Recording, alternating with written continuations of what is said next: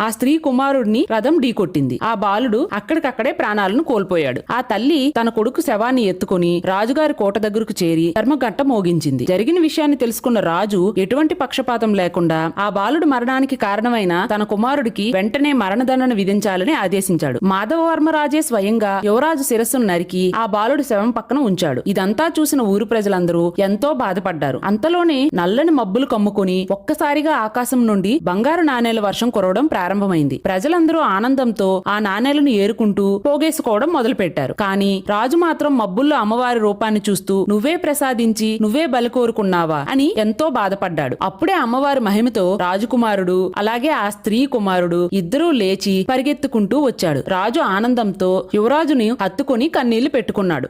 అలా కనకవర్షం కురిసింది కాబట్టి ఆ రోజు నుండి ప్రజలు అమ్మవారిని కనకదుర్గమ్మగా కొలిచారు. అందరూ కమెంట్స్ లోన జై కనకదుర్గ అని చెప్పండి.